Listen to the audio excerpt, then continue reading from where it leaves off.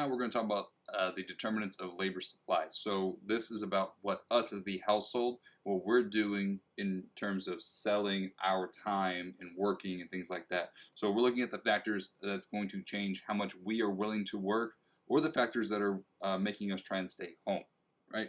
So first is the number of workers. If we have more people that want to get a job, they're more optimistic, right? Then we will have a larger supply of workers, right? We have just more people willing to get out there and supply their labor, all right? Maybe they're more optimistic and they're like, hey, I really want to get my family started. I need to get a job, so they're more optimistic. We have more people that are going to be supplying their labor.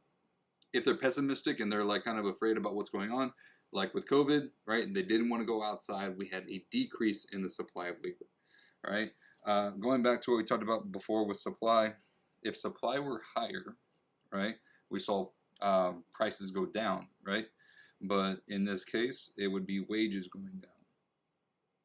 So if we have more people that are willing to enter the market, in the market, we will see lower wages happening. Back with COVID, because nobody was working, we saw a decrease in supply. And so we saw higher wages during this time as well. Again, we're trying to incentivize the people that are still willing to work, right? We want to keep them working. How can we keep someone working, paying them a higher wage, okay? Another thing that's going to change the labor supply is going to be the required education. So I want you to think about this one as this. Can anybody cut hair? Yes, anybody can cut hair, okay? Whether you think you can or not, yes, you can. You can take some scissors and you can cut some hair, all right? But can you be a barber? No. The barber has to go through a license process in order to say like, hey, yes, I can cut hair professionally. So we went from anybody can do it down to only the people with the barber's license can do it.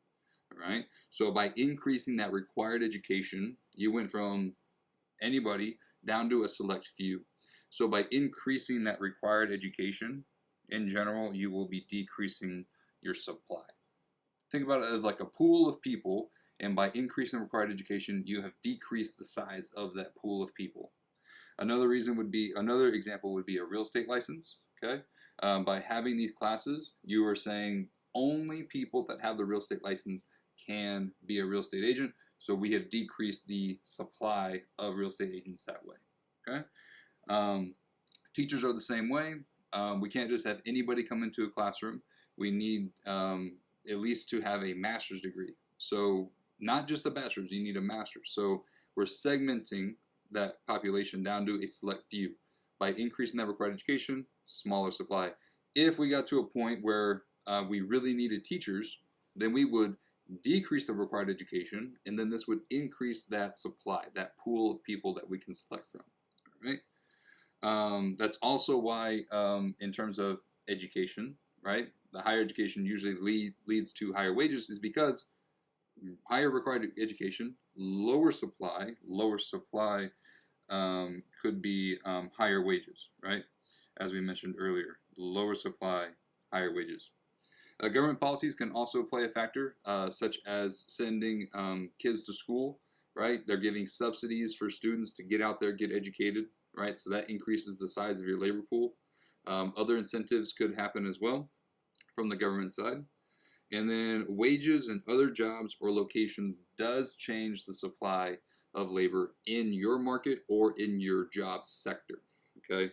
So let's say the starting salary in Austin suddenly increases. What happens, or could happen, is people that are living in San Antonio might look to go to Austin for the higher wages. So they're leaving their job in San Antonio to go to Austin, so the supply of labor will decrease, okay? The same thing if you were working at McDonald's and then all of a sudden getting paid as a bank teller pays more, you suddenly want to leave your job at McDonald's to go work at the bank teller position. So the supply of cashiers goes down, but the supply of bank tellers does go up. Okay, so that's how jobs, wages, and other jobs and locations affects. Realistically, think about it from a household perspective. Whoever's going to pay you more, that's where you're going to go to. And so if the wages in another industry go down, you might see an influx of people in your industry because you have the higher wage. Okay, same thing with locations, right? If another city or state is paying a lot higher salary, you might want to relocate to that area. Just something to think about. Okay. The next thing we'll talk about are the financial capital market.